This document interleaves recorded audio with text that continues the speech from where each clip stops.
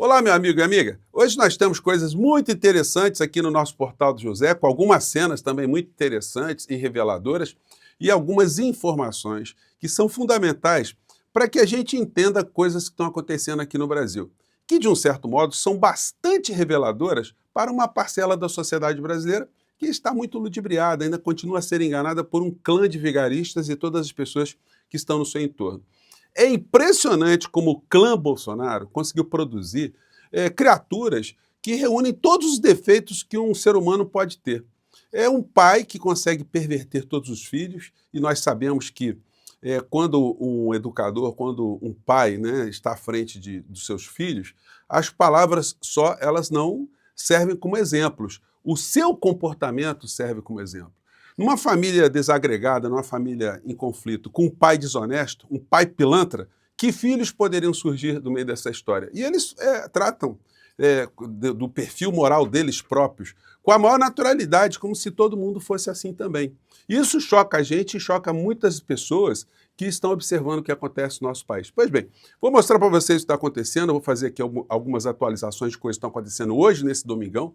Lembrando que às 17h30 estaria aqui com o delegado Alexandre Saraiva. Vamos fazer um papo muito legal aqui sobre todas as coisas mais candentes que estão acontecendo no mundo da política aqui no Brasil, e também vamos falar de algumas questões envolvendo crimes do clã Bolsonaro, crimes da direita, da extrema-direita, e ações que estão acontecendo aqui no Brasil nesse momento, né? Então, se você não está inscrito no nosso portal, em primeiro lugar, se inscreva aqui conosco, venha participar aqui das nossas atividades, deixe seu joinha, mande seu comentário, compartilhe os nossos vídeos e leia sempre o primeiro comentário aqui do nosso portal, porque lá eu coloco os links do nosso clube de membros, do nosso canal de cortes e um abaixo-assinado para você dar ali a sua opinião, para você reforçar esse projeto de uma pré-candidatura a deputado federal, desse que vos falo aqui, para poder falar na cara dessas criaturas, lá dentro do parlamento, isso que eu converso com vocês todos os dias, né? Vamos ver se a gente consegue, né? Que são muitos desafios, mas se você ajudar, a gente vai ter aí muita coisa importante para fazer, tá, gente? Então vamos seguir em frente, você aqui é muito bem-vindo e muito bem-vindo. Bom, começando aqui com essa notícia, PSOL e PT pedem à PGR que investigue Mário Frias por rachadinha. Gente, é uma doença que esses caras têm, é um negócio impressionante. O que acontece é o seguinte, o cara se aproxima do clã Bolsonaro. Essa gente não tem nenhum tipo de princípio, nenhum tipo de caráter, nenhum tipo de moral pública, nenhum tipo de comportamento republicano. O que acontece? Eles reproduzem isso. De repente, eles são até estimulados, né? Oh, faz isso também, vai por esse lado, enfim. Quando a gente vê a formação moral e ética dessa gente, a gente tem que ir lá atrás, né, para saber como é que foram forjados alguns desses seres que estão aí fazendo bravatas. Faculdade no Rio, emprego em Brasília. O cargo na Câmara que Eduardo Bolsonaro ganhou aos 18 anos e não lembra. O Eduardo Bolsonaro, ele foi lotado no gabinete do PTB, que o presidente era Roberto Jefferson, e não lembra, ele só ganhava grana. Antes de ganhar essa grana como assessor lá em Brasília, sem ter ido lá, ou seja, o pai dele tinha nomeado o Dudu Bananinha para um cargo na Assembleia Legislativa do Estado do Rio de Janeiro. Um cargo que tinha sido ocupado pela ex-mulher número 2 de Bolsonaro. Ele brigou com ela, botou a mulher para fora da relação dele, enfim. E colocou o filhote ali com 18 anos, né? Tinha completado 18 anos, entrou, depois ele foi para Brasília. Ganhando dinheiro público sem fazer absolutamente nada. O Bolsonaro, na época, ele foi questionado, né? Está aqui nessa matéria da BBC, inclusive a informação aqui oficial do Departamento Pessoal da Câmara dos Deputados, mostrando quando o Flávio Rachadinho, o Eduardo Bananinha trabalhou lá, né? Ou trabalhou não, esteve por lá. O Bolsonaro disse o seguinte numa reportagem à época: já tive um filho empregado nesta Câmara e não nego isso. É um garoto que atualmente está concluindo a Federal do Rio, uma faculdade. Fala inglês fluentemente. É um excelente garoto. Agora, se fosse um imbecil, logicamente estaria preocupado com o nepotismo, disse Jair Bolsonaro no debate na sessão da CCJ. Ou seja, como o filho dele era um cara muito legal, na cabeça dele, então poderia ficar ganhando dinheiro público sem trabalhar. Agora, se fosse um imbecil, né, segundo a cabeça do Bolsonaro, aí sim, aí seria um problema sério, né? Mas o filho dele é muito inteligente, enfim. O filho inteligente está tentando proteger outro filho bandido, né? Filho inteligente, entre aspas. Ele tá lá em Bahrein. Gente, esse negócio do Bahrein, isso aí vai ter que vir à tona uma hora, gente. Essa gente está toda hora fazendo piquenique no Bahrein. É um negócio muito sinistro, muito complicado. Já mostrei para vocês aqui ontem. O Bahrein é um paraíso fiscal. E essa gente mexe com dinheiro para cima e para baixo, né? O Dudu Bananinha, ele está dizendo o seguinte, olha, o irmão disse que deu 30 dias, né, para mostrar ali os contratos, a prestação de contas do filme, mas ele está dizendo que não tem que mostrar não, gente. Tem que manter tudo em segredo, né? Isso ele falando lá do Bahrein. Vamos ver aqui um trecho. Porque eu vi gente na internet falando, vamos... Peraí, tá muito rápido a fala da criatura, vamos colocar aqui para a gente poder compreender, né? Fala, criatura. Abrir os contratos, pagam-se multas milionárias, mas e daí? Inviabiliza o filme, mas pelo menos salvaremos a eleição. Vocês acham mesmo que se for aberto um contrato e for tudo isso exposto e seja paga uma multa milionária por quebra de cláusula contratual, inviabilizando o lançamento do filme, você acha que nessa situação os nossos inimigos vão parar de nos criticar, nos atacar? Então ele está defendendo que fique tudo sob segredo, né? Ele nas redes sociais dele, ele não diz que foi para o Bahrein. A gente acaba descobrindo que a gente vai acompanhando os passos dos personagens da Orcrim.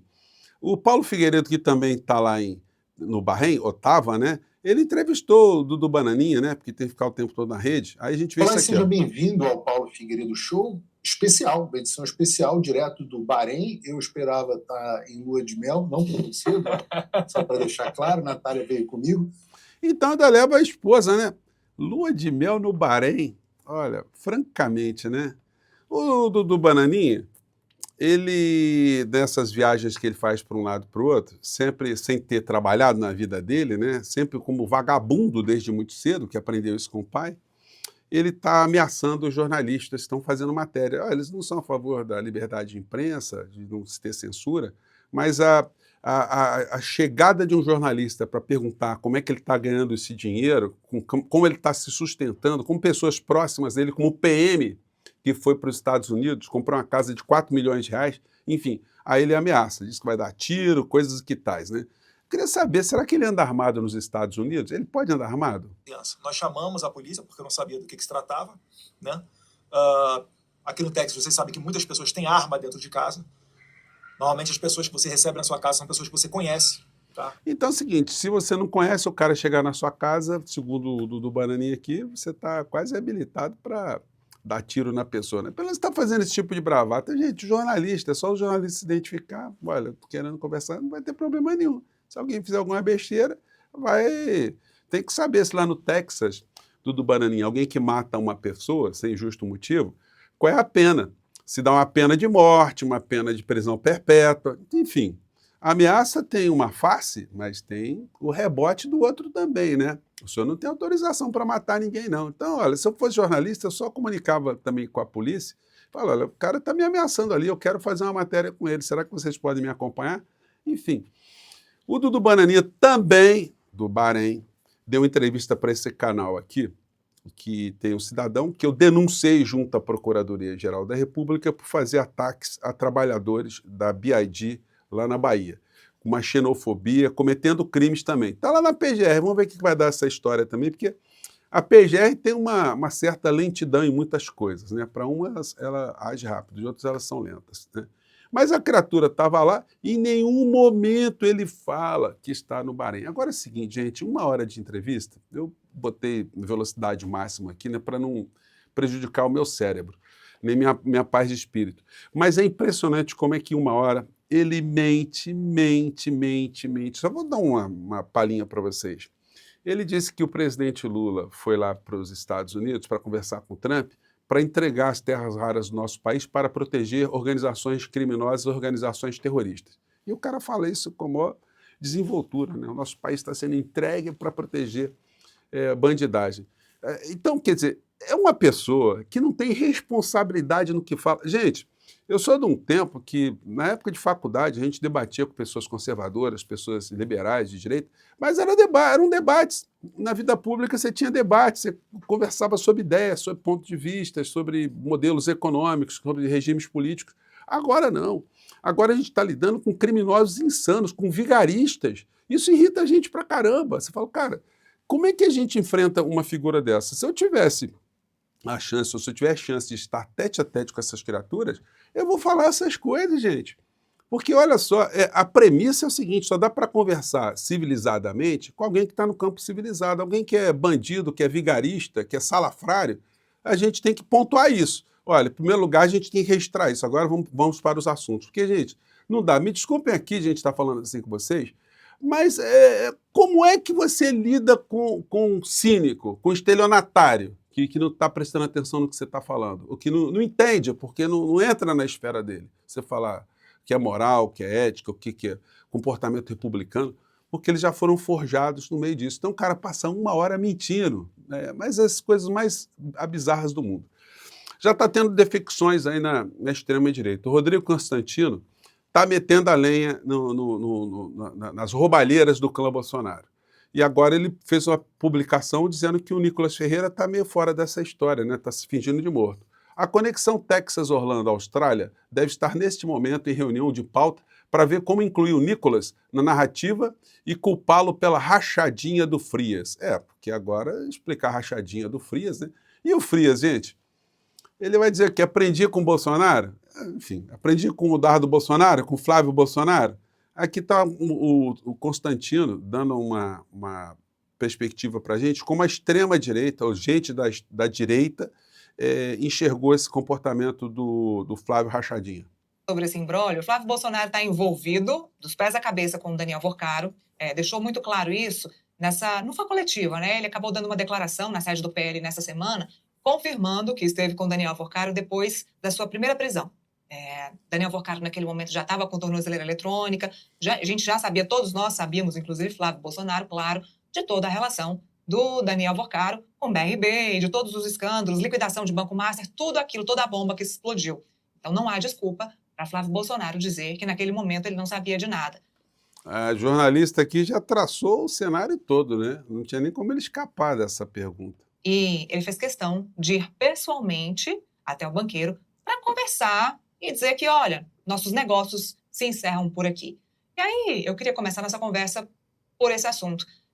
Precisava ir até ele pessoalmente para dizer, olha, os nossos negócios se encerram por aqui. Será que a conversa foi só essa, Rodrigo? Não é crível, né? Ele, para cobrar milhões, ele ligou. E para encerrar qualquer tipo de relacionamento, ele precisa ir presencialmente. Isso não convence ninguém. A linha de narrativa da defesa tem sido essa, né? Da defesa da pré-candidatura do Flávio. O próprio presidente do PL, Valdemar, já veio agora a público defender o seu pré-candidato e dizer que foi apenas um pedido de financiamento privado, mas a verdade é que pegou muito mal, né? Uma das pesquisas recentes... Ele começou com esse pegou muito mal, mas depois ele vai descendo a lenha na criatura. Eduardo Bolsonaro e Constantino trocam acusações sobre Master. Então está pegando fogo em alguns trechos, algum pedaço da direita. E olha, isso aí está causando danos para a criatura. Nós vamos ver nas próximas pesquisas se a queda de Flávio Rachadinha vai seguir nessa constância. E aí ontem, né, aconteceu um negócio muito interessante, aliás, ontem e antes de ontem, porque o senhor Silas Malafaia tinha dito que viria a público para fazer críticas ao Flávio Bolsonaro, mas ou ele mentiu ou deu um apagão no cérebro dele, porque quase 3 dias agora ele não fala absolutamente nada. TSE decide que o uso de igreja para promover candidaturas é abuso de poder, entenda. Então o TSE deu uma resolução muito interessante que vai ajudar aí para que pelo menos minimize a exploração da fé para fins políticos. Pai de Worcaro tem surto em presídio em Minas Gerais. Ele que é pastor também, né? Está lá encalacrado. E aí é o seguinte, passando aqui para que o Malafaia falou, vamos lembrar aqui, para ver se ele é mentiroso ou se ele tá com amnésia?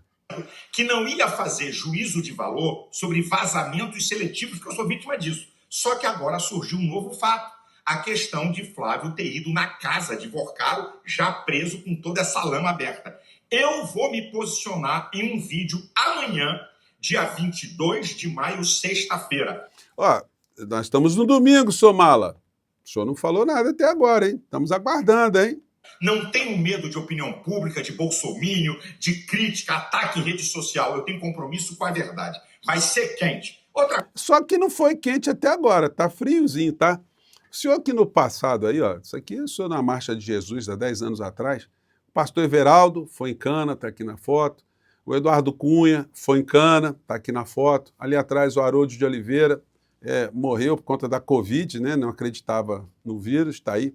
O vice dele, quer dizer, o suplente dele também não vai se reeleger senador. Enfim, isso há um tempo atrás. E o senhor ontem foi fazer discurso assim, ó, que o problema é que as pessoas estão orando pouco. Se a gente orar bastante, o Brasil resolve tudo, né? Vamos lá. Não tá dedo para ninguém. Eu estou nisso. Eu faço aqui uma meia-culpa.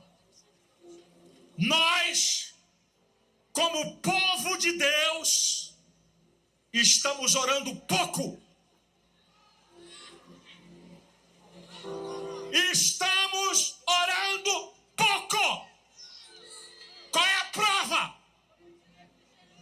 A violência impera, a corrupção impera, o narcotráfico impera. Então vamos orar que resolve tudo. Aí no final ele coloca aqui, ó, faz sempre o discurso anticomunista. Você é uma carta aberta diante desse mundo, minha... Só que a senhora aqui, que eu acabei de mostrar para vocês, ela não estava com a cara muito... A cara dela, cara assim, meio... Oh, esse cara tá falando uns troços aí meio estranho, né? Aí faz o discurso anticomunista aqui, nem vou colocar para vocês, tá, gente, que não vale a pena. Mas é porque ele está devendo agora, né? Ou é mentiroso, ou é muito esquecidão, né? Estamos esperando aí o senhor falar sobre Flávio Bolsonaro, que significa um candidato a presidente da República, se encontrar com um criminoso, alguém que tirou dinheiro de aposentado, que deu mais de 60 milhões de reais para fazer um filme, um pornofilme, né? É disso que se trata. Gente, eu fico por aqui. 17h30 estarei com o delegado Saraiva, vai ser muito interessante. Vamos falar de crime aqui pra caramba aqui no nosso portal, tá? E vamos ajudar a desmascarar mais algumas dessas criaturas. Não esqueça de prestigiar o nosso abaixo-assinado e vamos em frente. Um grande abraço, tal.